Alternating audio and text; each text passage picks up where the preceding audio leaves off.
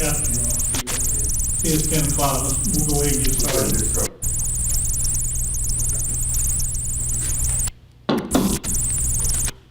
Good morning. My name is Anthony Todd Carter. I'm with the Alabama Department of Environmental Management, and I'm the designated hearing officer for this hearing. I'd like to welcome each of you to the hearing today. The subject of this hearing is the proposed revisions to the ADEM Administrative Code Division 335-6. Notice of the time, date, and place and purpose of this hearing was published in the Birmingham News, the Huntsville Times, the Mobile Press Register, and the Montgomery Advertiser on September the 20th, 2020. Copies of the certifications of these publications are submitted for the hearing record as Exhibits C1 and through C4. On September the 21st, 2020, the Department also caused the same notice to be sent to 2,289 individuals and organizations requesting advance notice of rulemaking. A listing of the individuals as organizations notified will be entered into the hearing record as Exhibit C5. One original copy of the proposed rules was filed with the Administrative Procedure Division of the Legislative Services Agency, and 10 copies were furnished to the Joint Committee on Administrative Regulation Review on September the 21st, 2020. A copy of the notice was also published in the Alabama Administrative Monthly, Volume 38, Issue 12, on September 30th, 2020. These facts are attested to by Otney Latham, Director of the Legislative Services Agency, by affidavit which is submitted for the hearing record as Exhibit C6. Copies of the proposed rules have been available for inspection by the public at ADEM field offices in Birmingham, Mobile, and Decatur, as well as the ADEM offices here in Montgomery. The proposed regulation changes have also been available on the ADEM internet site at adem.alabama.gov. A copy of the proposed rules is submitted for the hearing record as Exhibit B1. A copy of the summary of reasons supporting adoption of rules is submitted for the hearing record as Exhibit B2. The Department has given public notice of these rulemaking proceedings. To date, 3 written comments have been received. This hearing is being conducted to provide the public an opportunity to present data, views, questions, and arguments on the proposed rules. It is open to the public, and anyone wishing to present oral testimony or a written statement may do so. Persons who have not previously advised the hearing officer of their intent to give oral testimony should complete a registration card and present it to the representative at the table outside. All verbal and written comments received today and during the public notice period will become part of the hearing record. The information in the record will be used in evaluating the proposed rules. Lengthy statements containing considerable technical or other significant data should be submitted for the record in writing. Summaries of such statements may be considered orally. All testimony and written statements should be as factual as possible and should address the subject of this hearing. This hearing is not intended as a question and answer session, and persons giving testimony will not be subject to questioning by the public. They may, however, be questioned by the hearing officer or any other representative of the Department of Environmental Management to clarify points and to develop a better understanding of the information being presented. We will now proceed to the principal purpose of today's hearing, and that's the receipt of public comments. I would ask that each person making a statement please step to the podium, state your name and any interest or organization that you represent.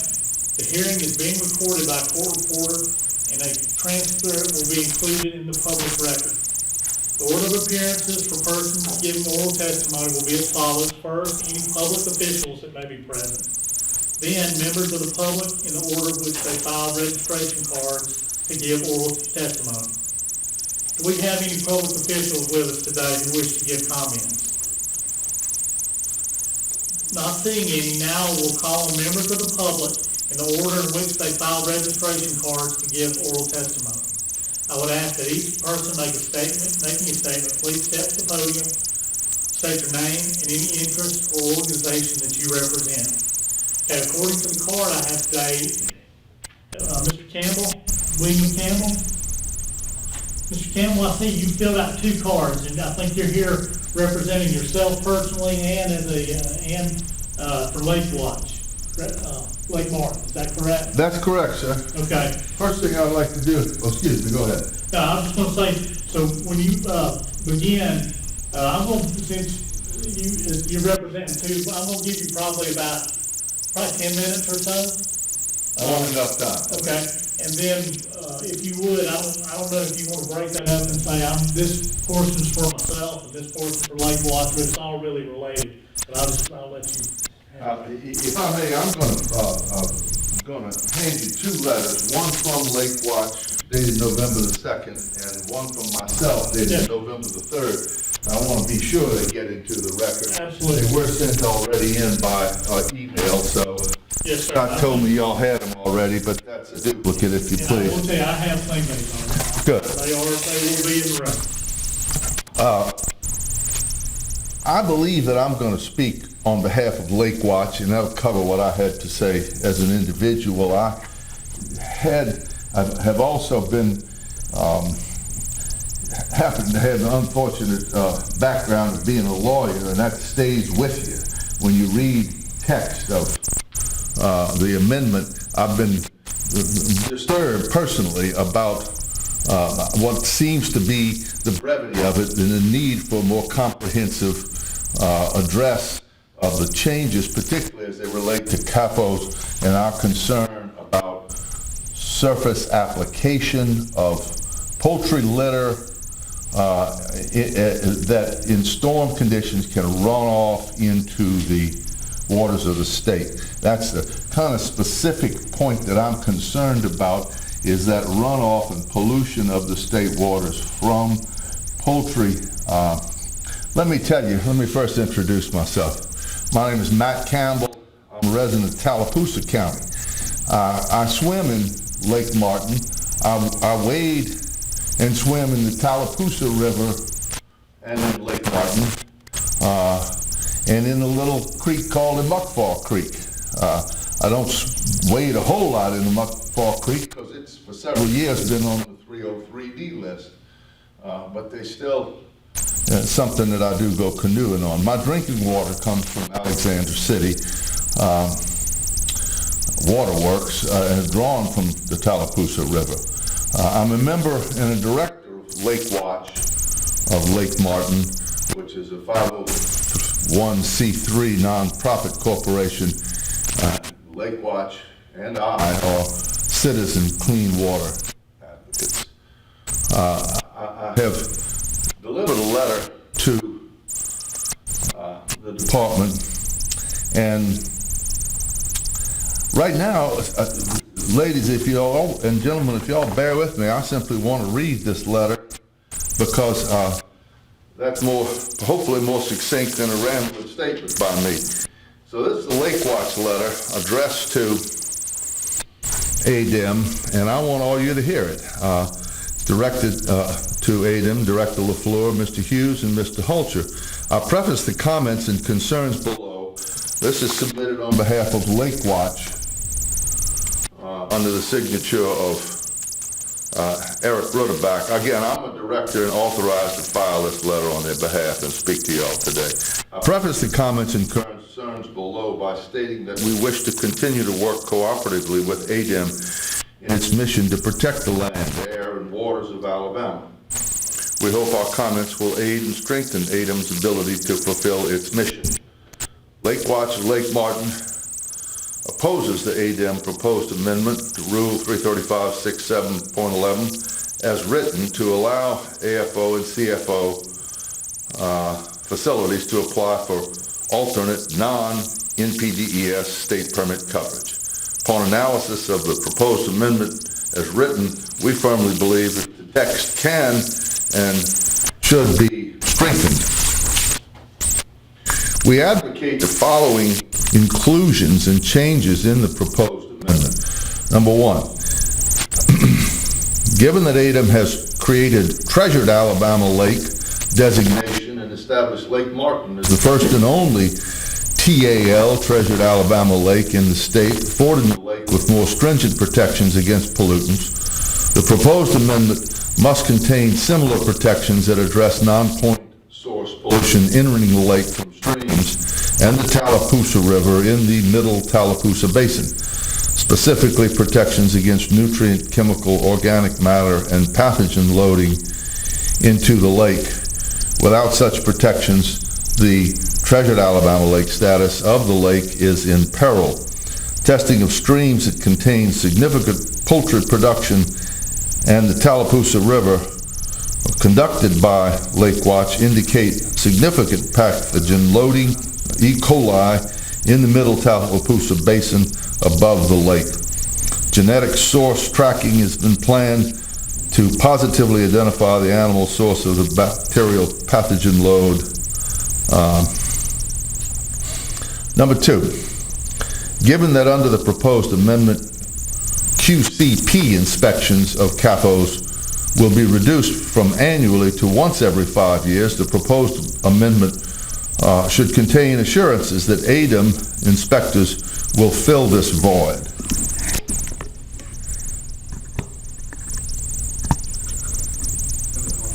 I apologize for having some audio trouble. Contain assurances that ADEM inspectors will fill this void. Lake Watch proposes that for specially designated high-quality water bodies, TAL, Outstanding Alabama Water, Outstanding National Resources Water, as well as impaired waters, the proposed amendment should require annual ADEM inspections of CAFOs adjacent to these waters. We believe that the proposed amendment, item 3, we believe the proposed amendment must be progressive in the face of tremendous expansion of CAFOs, particularly CAFOs poultry CAFOs in the state. We believe all poultry CAFOs waste should be required to be composted to mitigate pathogen content before land application. Item 4. We believe the proposed amendment should call for a ban on land application of CAFO waste in the Lake Martin Treasured Alabama watershed to protect the lake from nutrient and pathogen loading. We believe there should be a one-year moratorium, item 5, a one-year moratorium on construction of new poultry production facilities above the lake in Middle Tallapoosa Basin to allow testing and analysis of the impact of poultry production expansion in our, Treasured Alabama Lake. Item 6, we urge ADEM to closely review the text of proposed amendment to close loopholes and to add needed provisions described in the document to protect our world-class waters deemed the epicenter of aquatic biodiversity in North America. Aside, reference there is made to the analysis of text proposed amendment to ADEM.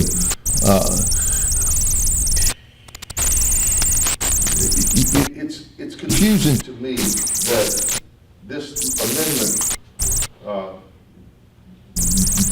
is not more comprehensive, does not include the development of, for instance, a general permit according to the regulations that are set forth. That may be yet to come.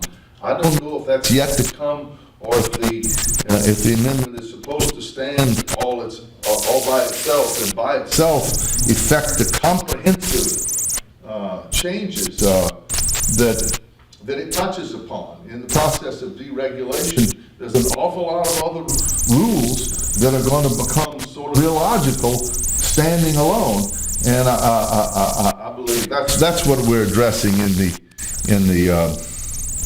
proposed tightening up and revision to make the amendment more comprehensive and make it more clear that NPDES status of ADEM CES rules will continue to apply to a CAFO that registered under this new state registry, and that NRCS mandatory best practices would continue to apply to one in the state registry, and that we wouldn't just have a hiatus when there was no regulations that were applicable to them because of some sort of ambiguity that rendered the whole thing unenforceable.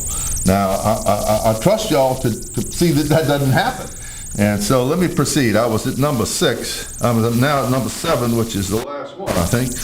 We urge ADEM to make more effective public notices, including press releases and direct specific notice to all interested responsible parties, soliciting effective input from the public, the state and federal regulators, the university community, the conservation and resource services, and farmers, property owners, and industry representatives, and local government and changes to Congress. I listened to the recitation of how public notice was made and even sent out to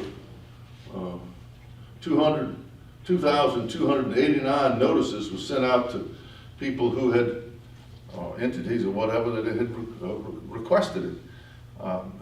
That's so. I don't think that I personally had ever requested it. Maybe I pushed the button sometime, but it's amazing to me that we don't have more participation. That we look at this little room, you know? I'm probably the only one here, and where's NRCS? Are they here? Where are the other people that have a real stake and a real responsibility in this? I don't think, it's dreadful that ADEM is on its own in this regard. And I wish we had more public participation. I don't know what you could do.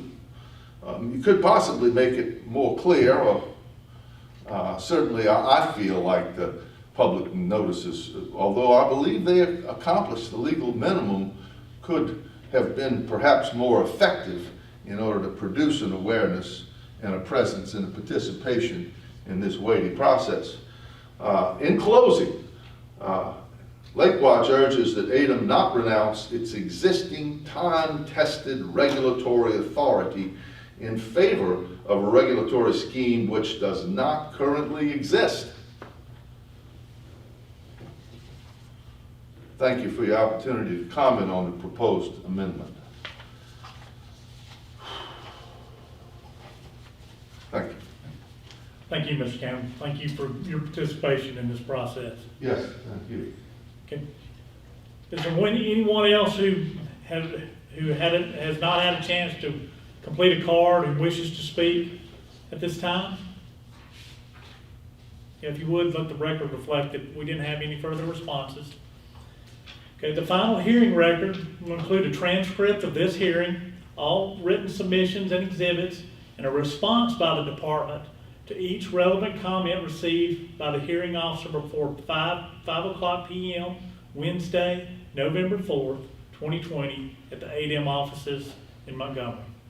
After consideration of all oral and written comments, ADEM will make a determination regarding possible revisions to the proposed rule and prepare a response to all relevant comments received. When a final decision has been made, ADEM will forward the final draft of the proposed rules as may be revised, the hearing on record, and if conflicting views are submitted, a concise statement of the principles, reasons for and against adoption of the proposed rules, and the reasons for overruling any considerations urged against their adoption to the Environmental Management Commission for its consideration and possible adoption. Once complete, this record will be available for public inspection in the Office of the Department of Environmental Management in Montgomery. Thank you for your attendance and participation today. This hearing is now adjourned.